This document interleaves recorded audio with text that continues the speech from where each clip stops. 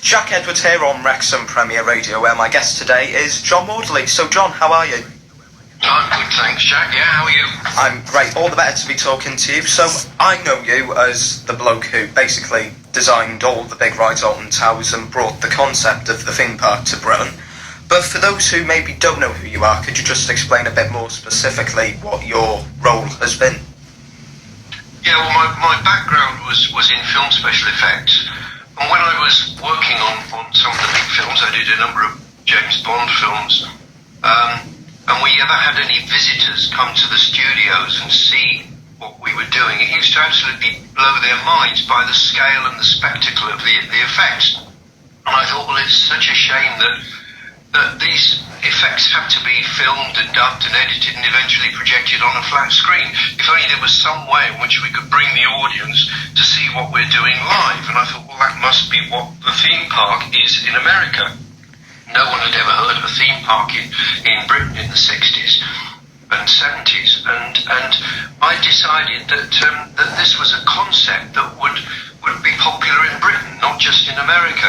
So I jumped on a plane, I went to Disneyland, and I realised that actually all the techniques that were being used in Disneyland in terms of set design and animations and special effects, they were all products of the film industry, and they had just recreated them so that you could bring a live audience to see them rather than make a film of it. So I bided my time, and I learned the tricks of the trade in terms of how amusement rides work and so on. And when the opportunity arose and I was invited to turn the old Chessington Zoo just outside London into Chessington World of Adventures, I jumped at the chance. We created Chessington World of Adventures. It was extremely successful. I was made a director of the company, and we then went on to buy Alton Towers, which was a bit of a failing attraction at the time, and we turned that around to become what is Britain's leading theme park. Then I was involved in developing PortAventura in Spain. We acquired Gardaland in Italy, Hyde Park in Germany, eventually sold PortAventura and bought Thorpe Park, and so it went on. So that's my background, Jack, and although I'm best known for the roller coasters at Alton Towers, there's an awful lot more to it than just roller coasters. Yes. Going back to James Bond, can you remember which Bond films you worked on? Well, the effect, I worked on Live and Let Die and The Man with the Golden Gun and things like that. The effect that everybody remembers me for in Live and Let Die is when James Bond is being chased by the police and he jumps into a double-decker bus which drives under a low bridge, and the bridge shears the whole of the top deck of the double-decker bus off, which lands on the police car that's chasing him. That was quite a big effect, and in those days there was no computer graphics and no CGI and this sort of thing, so it had to be done for real. Well, a lot of trickery, but for real.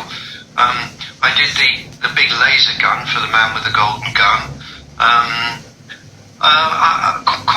Quite a lot of effects for Bond films, for Hammer horror films, and various other pictures. But of course, that was way back in the 1970s, and then in the 80s when I got into theme parks, that's when I left the film world behind, and I have no regrets about doing that. Have you used in any of your rides, let's say, certain effects that you developed and learnt on film sets like James Bond? Well, yes, a lot of the techniques, as I say, there was no CGI, so if you wanted to create, for example, a landslide, as we did in The Railway Children, you literally had to create a landslide. So I learnt a lot of mechanical tricks, the use of pneumatics and hydraulics and this sort of thing, which have been used. And also, when it comes to creating animated figures, this was in the days before the sort of sophisticated robotic actuators that are used today. It was very useful having that background, learning those sorts of tricks, and then applying some good old-fashioned tricks, optical tricks. For example, in the new ride at Alton Towers, the Curse At Alton Manor, we've used some what appear to be clever holographic effects so that images can hover in space. In fact, using some quite old, proven and tested techniques and illusions. But all of this is useful when it comes to creating the effects that we use in the theme parks. We'll come on to the Curse at Alton Manor in a minute, but first I just wanted to talk about your book, Creating My Own Nemesis. I've read it all. It is a brilliant read. It's been 10 years since you first published it. What was the reasoning behind you doing that? Well, I never really intended for it to be published. I did a number of interviews for newspapers and television and things, and the interviewers all said, "Oh, there's so much more. You really should write a book." And I just sat down one day and decided that there was an awful lot more to my life than what I had been discussing in various interviews and things. So I sat down and started to write, and all sorts of things came out that I thought I'd forgotten about, and incidents that I remembered from my past. Someone asked to read the manuscript, and they said, "Well, this is really good stuff. You could publish this." So I published it, and the next thing I know, it's selling really well. And for the last 10 years, it's regularly appeared in the Amazon bestsellers charts for amusement and theme parks. So it was a rewarding experience, quite cathartic actually, to sit down and allow your mind to think about the past, which is something that while you're doing a busy career, you don't really have time to do.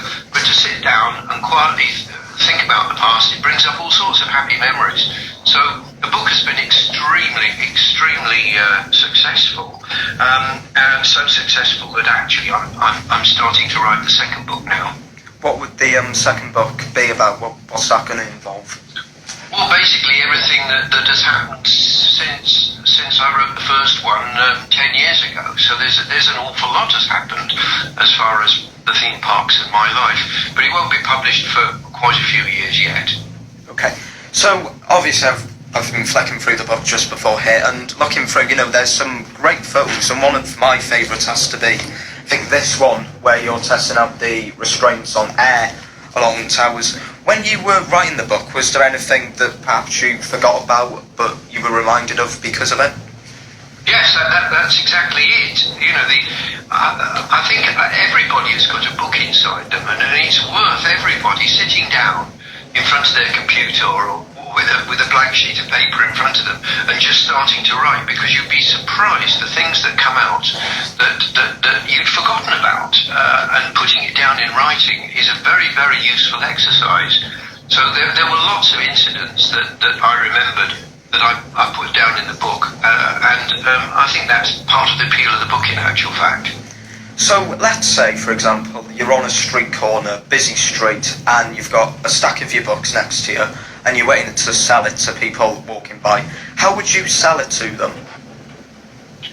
Well, I wouldn't, because I don't push it. If people are interested in what I do, and they search my name or the name of the book on Amazon, they buy it. But I've never really wanted to push myself. This is the thing about being behind the scenes, if you like. Although I trained as a stage manager in the theatre, I had no aspirations to actually perform or be an entertainer in that sense. I was always very happy to lurk in the background, and this is what I do at Alton Towers. Although of course I've been retired for quite a few years now, but a couple of Saturdays ago when we did open the Curse at Alton Manor, there was me trying to just sort of hide in the background, but people were recognising me and coming up and asking for selfies and that sort of thing. People that do recognise me, but I would never try and sell it or push it or sell myself. The people in the industry that know, that want my services, although I've been virtually monopolised by Merlin, and until I retired, of course, I was the director of the company. They know who I am and what I do, and I think part of the skills of someone that works in the theme park industry is to be out of the public eye. In actual fact, what should be in the public eye are the rides, the Nemesis, the Air, the Oblivion, and all the different rides that we create. Those are the stars of the show, and the people that create them have really got to keep a low profile. Yeah, and you've certainly created a lot of stars, if you like, with your rides. But going back to the beginning of your theme park career, it was nearly 50 years ago with 2 rides at Barry Island Pleasure Park, Uncle Frankenstein's Scream Machine and the Wacky Gold Mine, is that right? Yes, that's right. I was asked by the owners of the park, first of all, to revitalise an old ghost train that was there. Basically, John Collins had visited me one day, and it just so happened to be when I was working on, I think it was Live and Let Die, I can't remember which, and he asked me what I was doing, and I said, well, actually this afternoon I've got to go to Pinewood Studios, I'm working on an effect. Oh, he said, I'm fascinated by films, and I said, well, you can come with me if you like. So I got him on the set, and he found it fascinating, and that's when he said, well, all these special effects and things, I've got an old ghost train at Barry Island which has seen better days, would you like to come down and I'll give you carte blanche to do whatever you want with it. So he did that. He gave me carte blanche. I went down and we created Uncle Frankenstein's Scream Machine, and the cost of the renovation was recouped over the Easter Saturday, Sunday, Monday of the opening weekend, the actual entire cost. And he realised that it was well worth spending money on a good, what we call a dark ride, a ride where you sit in something and go through something. So the following year, he had another ride, another dark ride, which wasn't doing particularly well, and he said, would I like to do something with that? So we created the Wacky Gold Mine ride. I was very, very keen that you should create rides with as wide appeal as possible.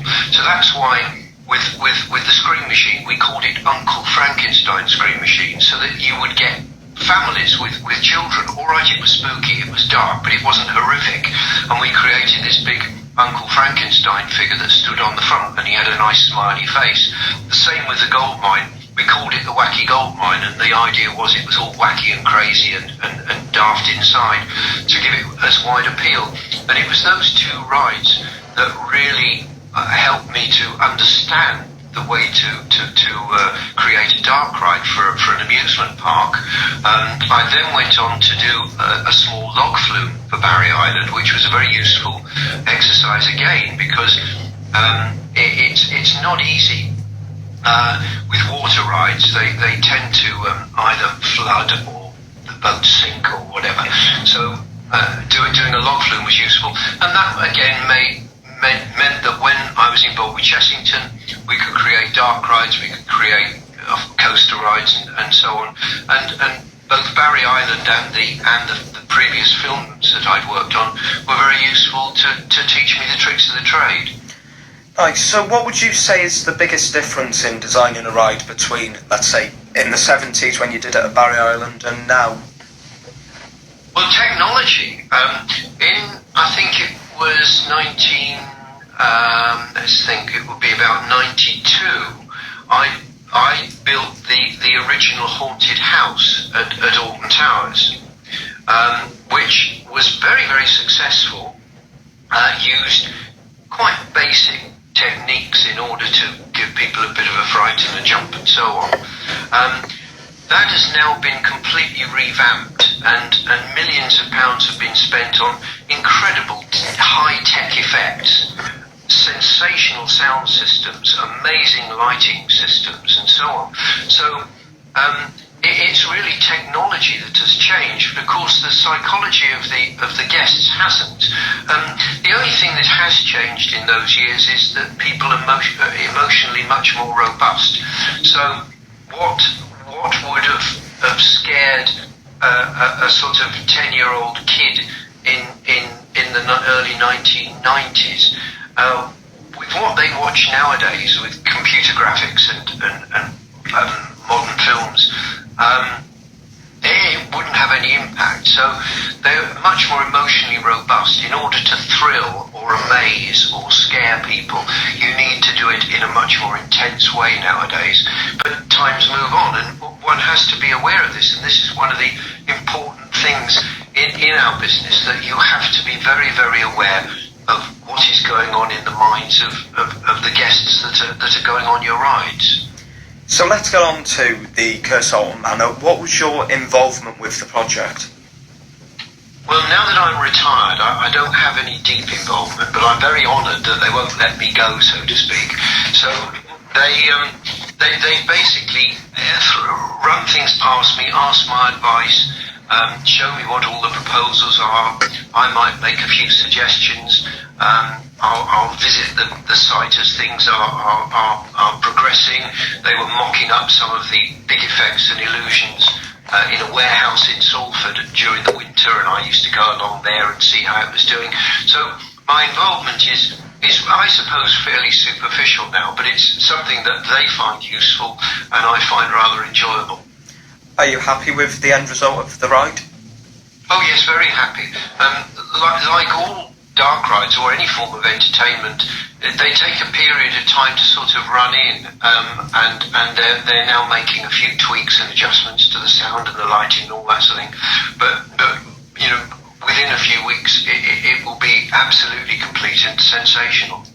Obviously, it has been, I suppose, a revamp of what was originally the Haunted House, but it went on to become Dual in the early noughties.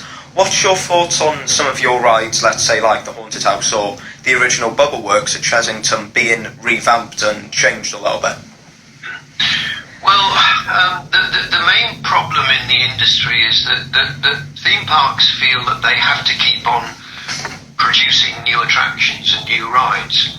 And if they find themselves with a season where they've got nothing new or big to shout about, they'll take an old ride and do it up.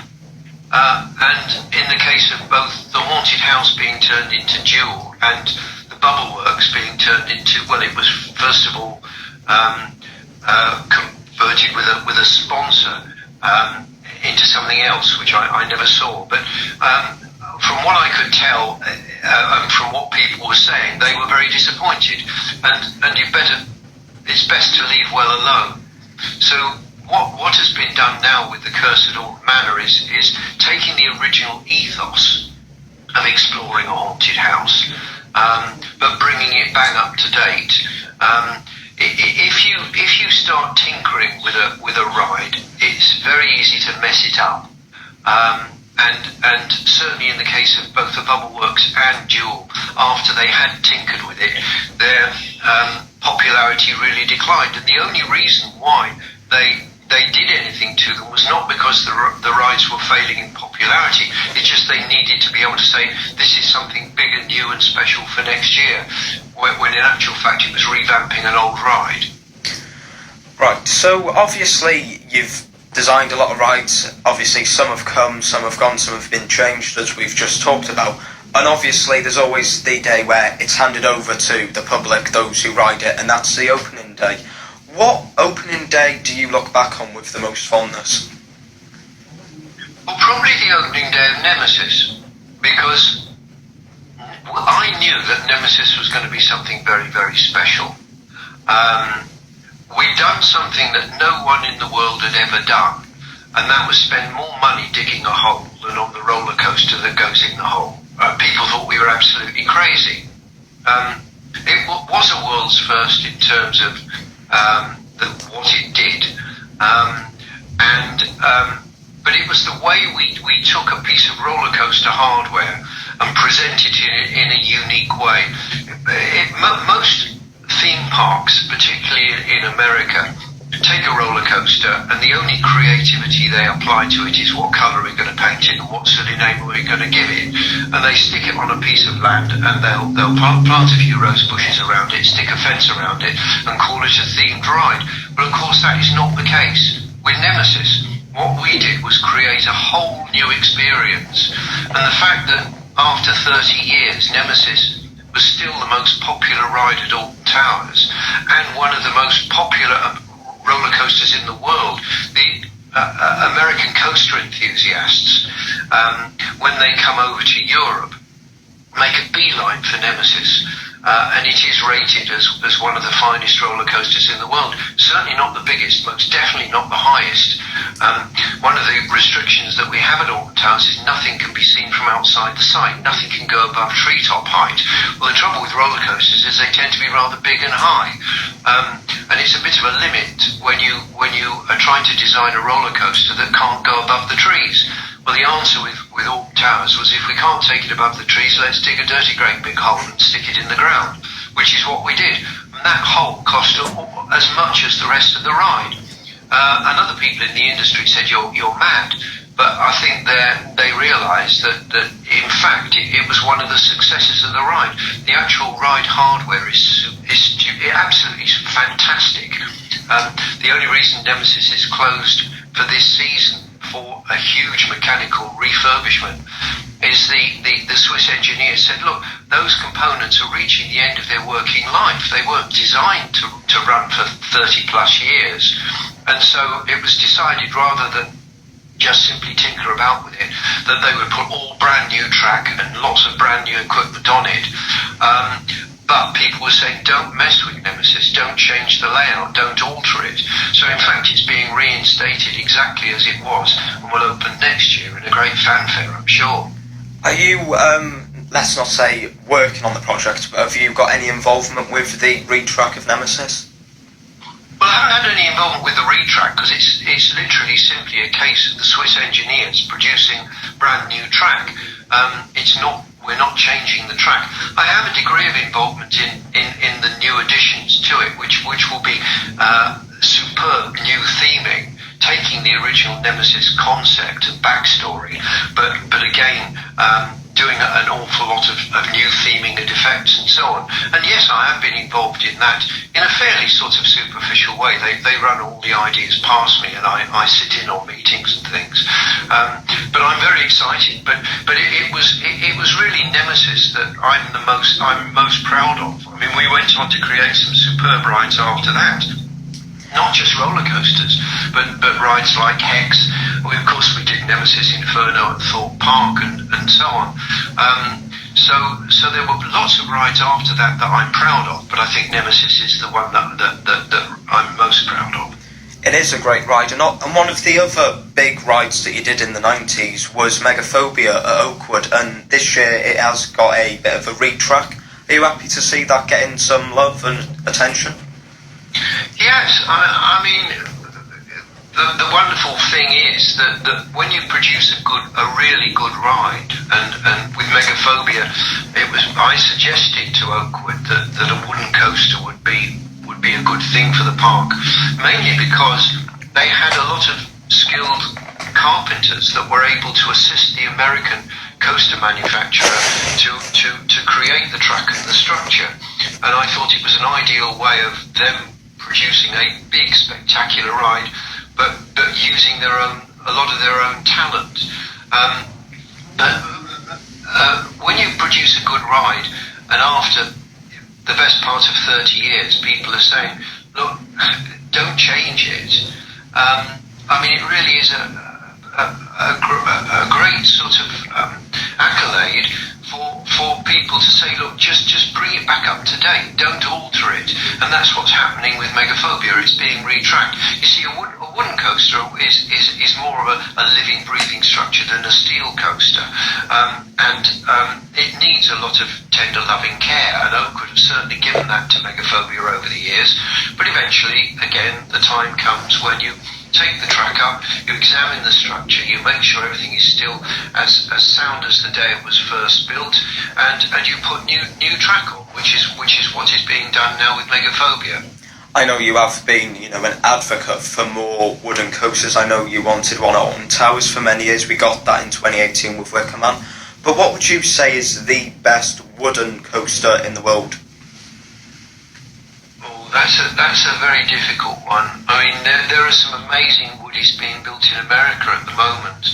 So I don't know. But when people ask me about what is it about a wooden coaster, I say, well, when I was a kid, I got some old planks of wood and some pram wheels and a couple of nuts and bolts, and made my own trolley that I used to race down some hills of waste ground near my home.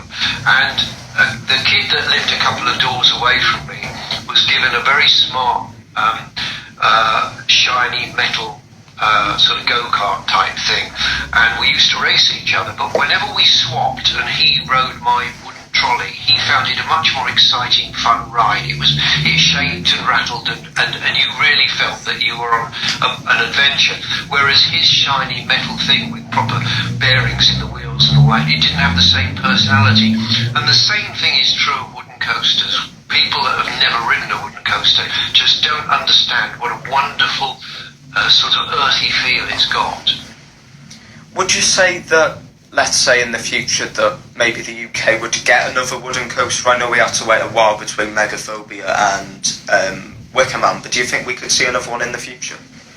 I don't see any reason why not. Certainly, Wickham Man has proved extremely popular, and I think a number of other parks might sort of take a leaf out of our book. No reason why not. And also, of course, with woodies, there's a lot of new technology being put into those as well, producing hybrid coasters that have got wooden structure and a special kind of laminated steel track and so on. So technology is moving on in terms of the design of wooden coasters too.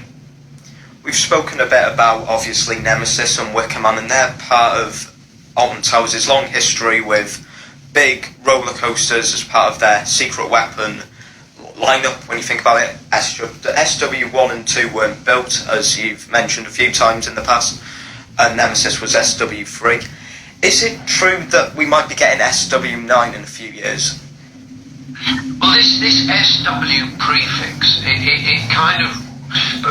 how it came about was that I had designed for Alton Towers a novel coaster that was based on a pipeline, what was called a pipeline coaster that a company in America were developing, where instead of being on top of the track or beneath the track, it rolled with the track either side of the car, and you could do barrel rolls, rather like a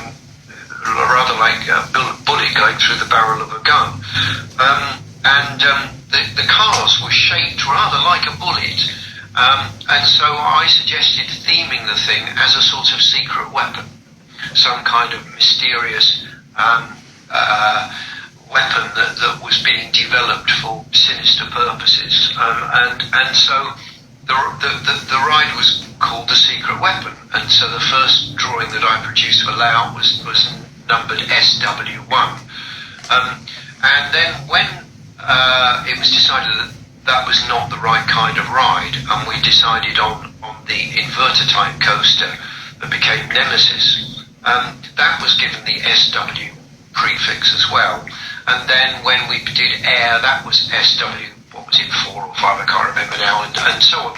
So this SW prefix has tended to be attached to any big ride at Alton Towers, which just happened to be roller coasters. But I think the time has come in any case for Alton Towers to drop the SW prefix.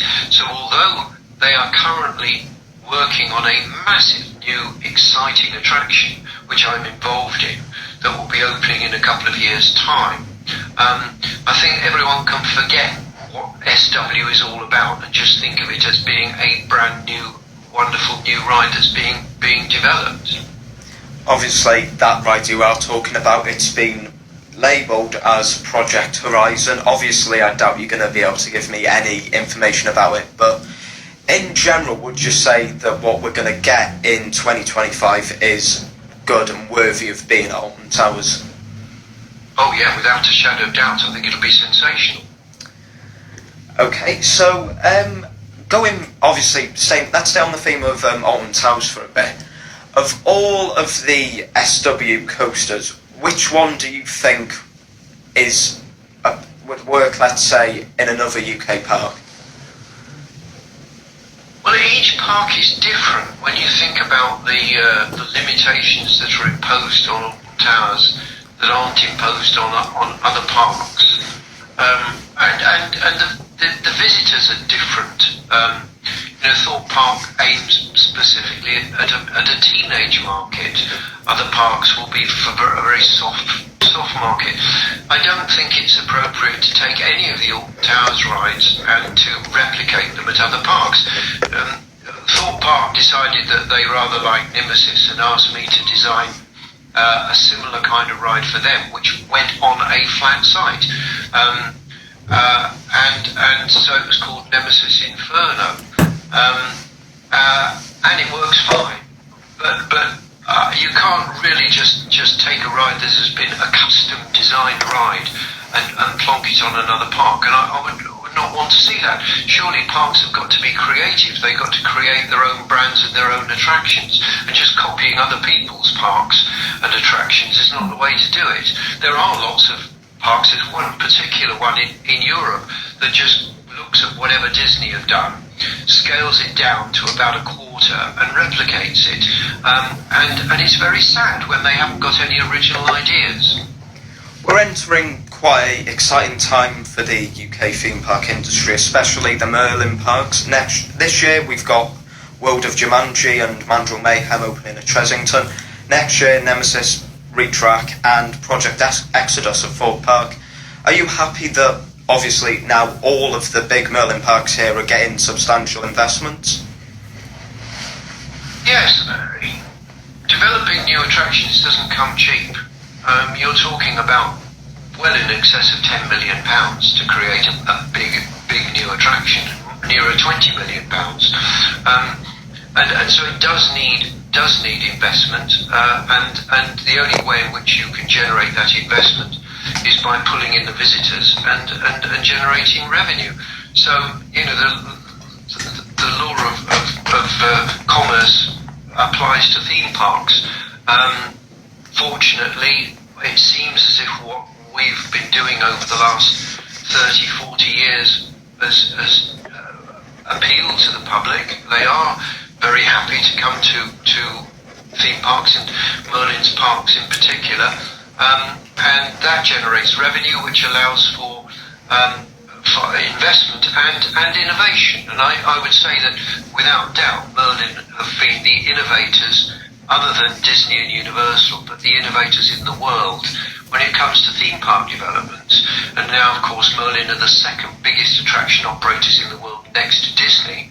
They have dozens and dozens of attractions all around the world. And I like to think that it all began with Chessington and Alton Towers. Am I right in saying that you worked on a show at Blackpool Pleasure Beach back in the day?